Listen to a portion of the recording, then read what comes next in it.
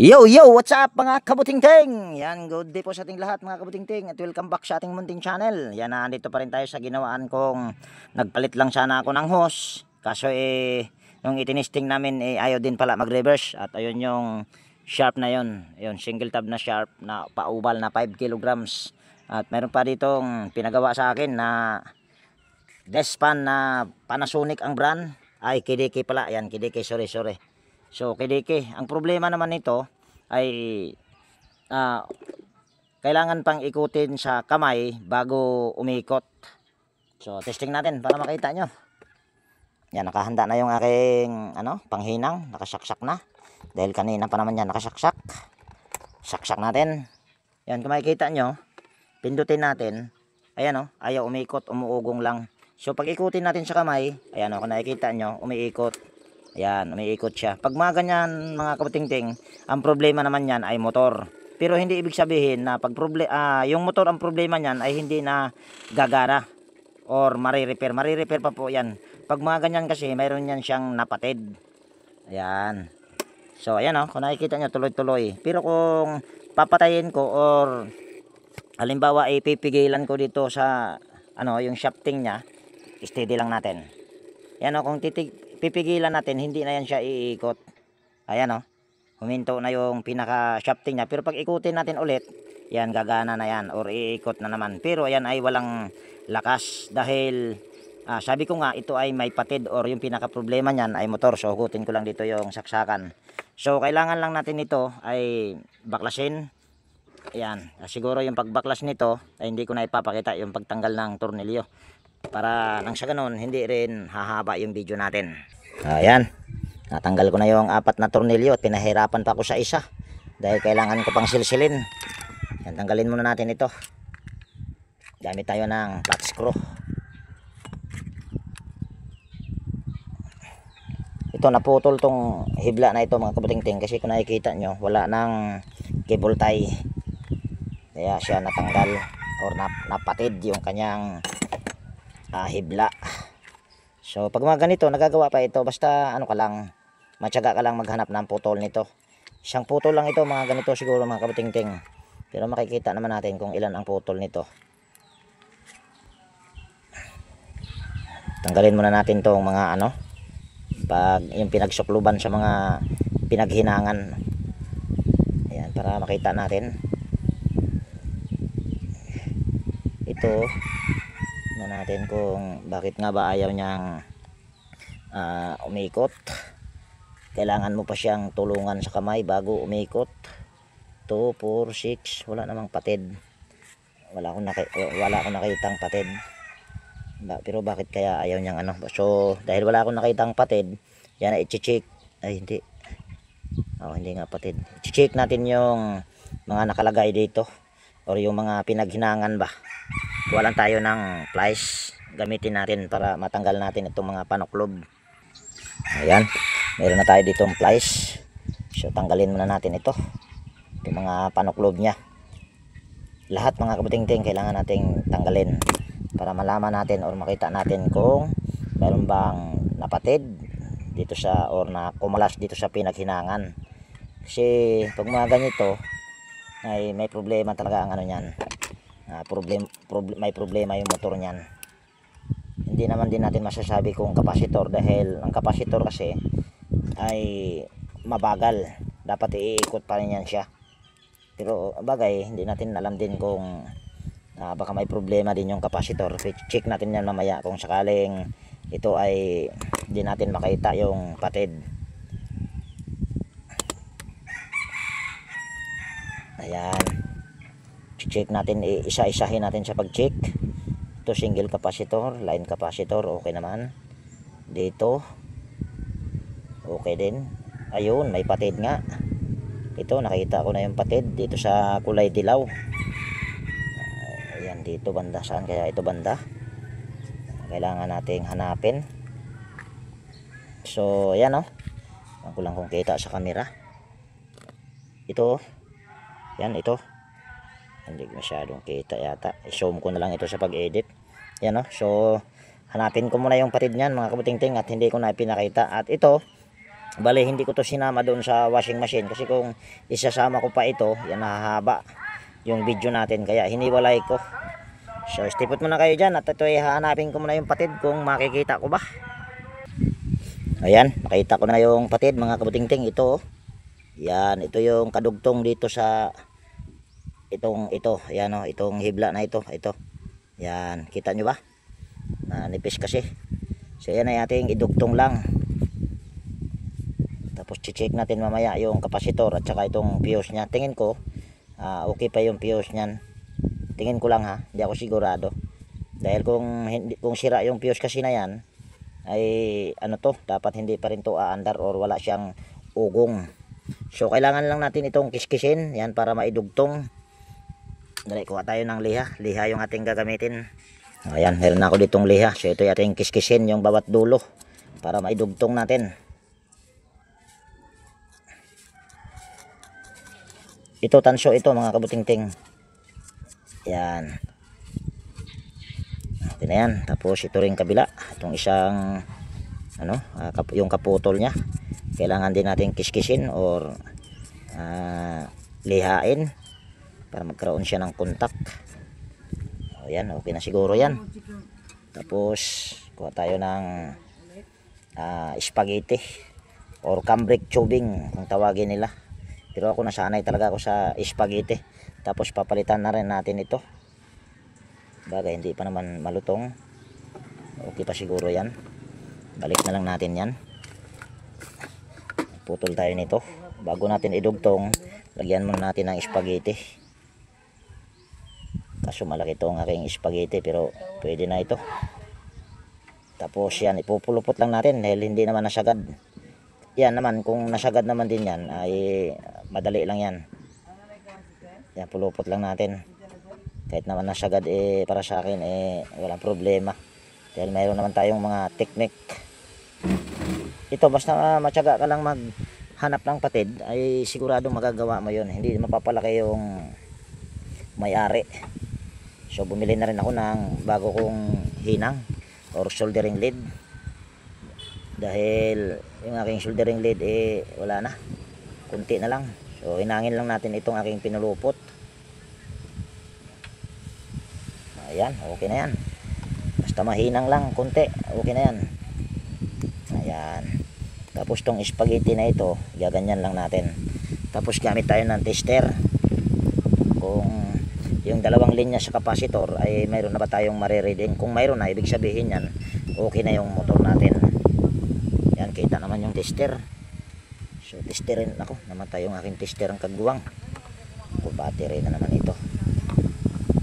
Ay ganyan lang natin para kitang kita. Ako, lumpas. Yan, nakasit sa oil yan. Tingnan natin.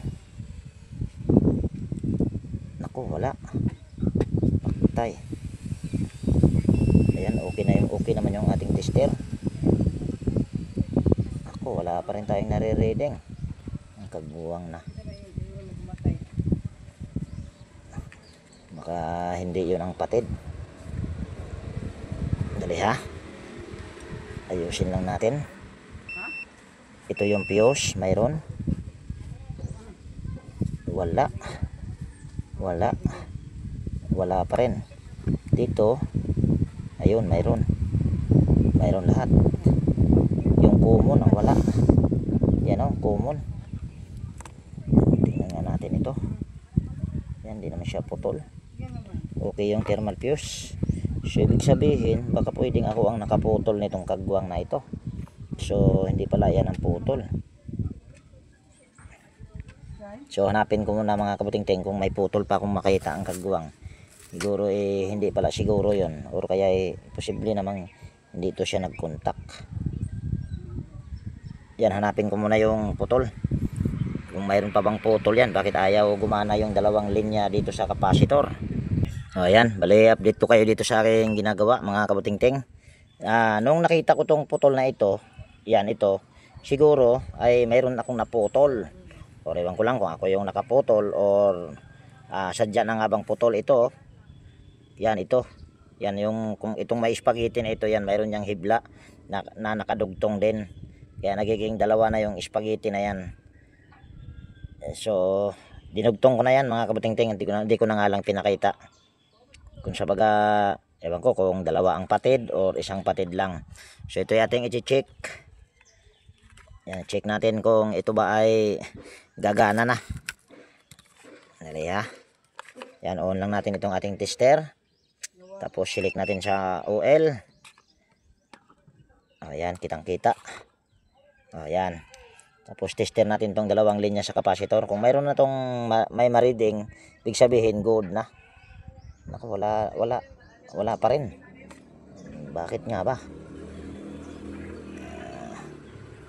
Tayo dyan. Ibig sabihin, dali ha. May putol na naman ito. Ayan, wala naman. So, tester natin ulit. Yung linya ng kulay pula. Dalawang linya sa capacitor. Yan, wala. Ayun, mayroon. Yan o, 830. Yan lang siguro na ayos. Ayan, mayroon o. So, ibig sabihin, pagka ganyan, dahil mayroon na tayong naririnig sa dalawang linya sa capacitor, so good na yan. So, ito yung ating lalagyan ng saklob. Yan, baguhan na lang natin lahat. Isa, dalawa, ilan piraso yan? 5. 5 piraso. Kulay black yung ating ilagay sa isa, sa capacitor. Or 4 lang muna. Ayan, itong 4. Dandahanin lang natin, baka mamaya makapatid na naman. Or hindi ko alam kung ako nga ba ang nakapatid noon. Siguro ako siguro. Ewan ko lang. Basta ito pag ganito talaga, dalawa ang putol nito pag mga ganito. Ayan. Dalawa putol. May putol, hindi dalawa ang putol. Buwang ka talaga ting. Ito yung ating sukluban lang. Tapos dandahanin lang natin, baka mamaya makaputol na naman tayo. Hirap nga lang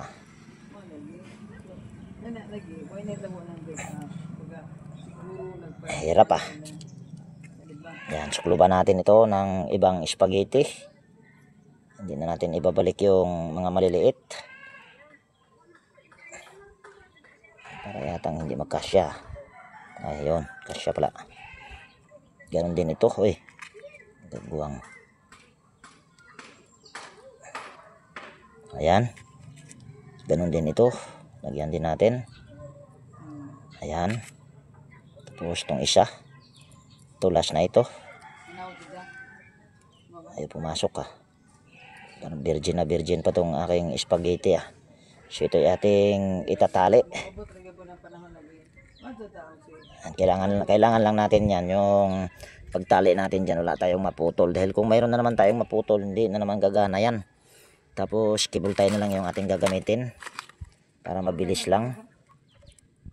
Ayan. Kailangan lang naman pag ganito, tsaga-tsaga lang sa paghahanap ng putol. Kung wala kang tsaga, huwag mo na lang hanapin. Palitan na lang ng bagong rewind. Pero dahil ako ay matyaga, dahil dito talaga sa amin, mahirap ang motor dito.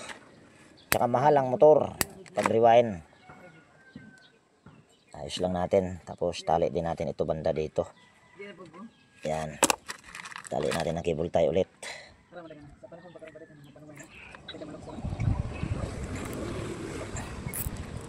Ayan. Ayan. Tapos yan, papakita ko lang sa inyo yung kanyang shafting, napakaganda pa, di ba? Wala pa ang groove. Tapos dito sa kabila, ayan kung makikita nyo, ganun din. Ayan napakaganda. So gagawin ko lang dyan ay linisan ko muna ito. Ayan, linisan ko muna. Tapos sa kabila rin. Tapos lalagyan ko ng langis. Kuha tayo ng langis. Ayan. Lalangisan ko lang yung shafting at ganoon din yung foam. Nako, sumubra. Daming nailagay. Tapos ito, yan lalagyan din natin. Tapos pagpagano natin dito. Tapos lalagyan din natin ito ng langis yung kanyang foam. Yan yung kapasitor, hindi ko pa na-check kung good pa ba yung kapasitor na yan. Bale, sakto wall na lang tayo. So ito yung ating ipalusot yung kapasitor dito. Dito pala sa kabila. Ayan. Tapos asimbol na natin. Ayan, hindi ko na lang ito ikakat. Yan, kung nakikita nyo. Yan, basag. Sa pag ano ko yan kanina. Sa pag tawag niyan, pagsilsil, kaya nabasag. Pero kahit naman basag yan, walang problema yan. So, lagyan lang natin ng langis. Tapos yan, asimbol na natin. Ayan. Tapos pupukin lang natin. Napakalambot, kaso may nalaglag. Ang kagwang. Dali ha, may nalaglag na spacer. Kabit natin. Kasi pag hindi natin ikakabit ito, malaki yung kanyang play. Kailangan nating ibalik. Ayan. Tapos tornilyo natin.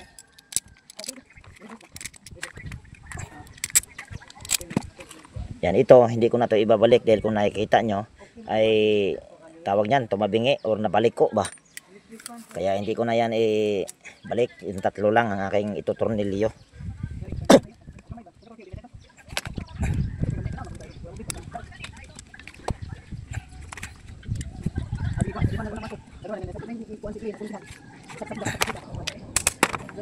Ayan, napakalambot. So tingnan natin kung aandar na ba yan. Para makita nyo na ito ay umiikot, tatalian natin ng plastic. Ayan, talian natin ng plastic para makita nyo na ay umiikot na. Ayan. Ayan. Pindutin ko lang dito sa number 1. Ayan, nakapindot na. Tapos saksak ko lang dito sa saksakan yung power cord. Tapos tingnan nyo na lang ito kung ayan ay gumagana na. Ako, ayaw masaksak. Ayan, kung nakikita nyo, ayan, umiikot na. Tingnan natin kung mabilis pa. Ayan, mabilis pa ito mga kabuting-ting. Ayan, ayan, napakabilis. Pero di naman kayo maniniwala kung mabilis ba yan or hindi. So tester natin yung capacitor para maniwala kayo. Ako kasi sa haba ng aking experience or halos araw-araw ko kasi ito ginagawa dahil ito kasi yung aking hanap buhay.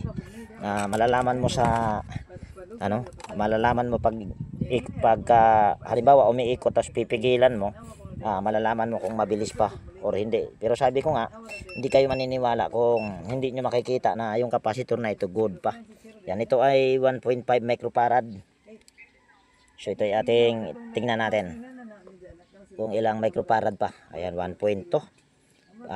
Pwede pa naman ito, medyo may kabilisan, pero mas maganda kung papalitan na natin ng bagong capacitor. Pero mabilis pa talaga yun mga kabuting-ting. So kuha lang tayo ng bagong capacitor. So ayan, ito yung ating ipapalit. Ayan, 1.5 microfarad. So ito yung ating ihinang lang.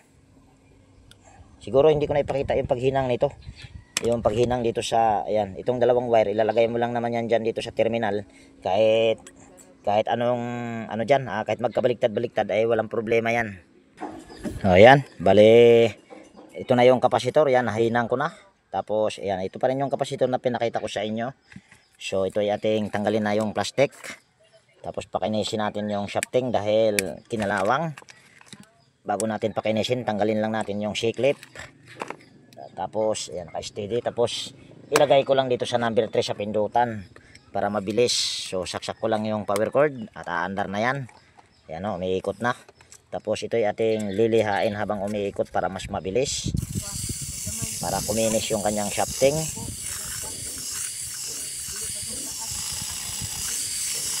Ayan, okay na yan. So napakakinis, di ba?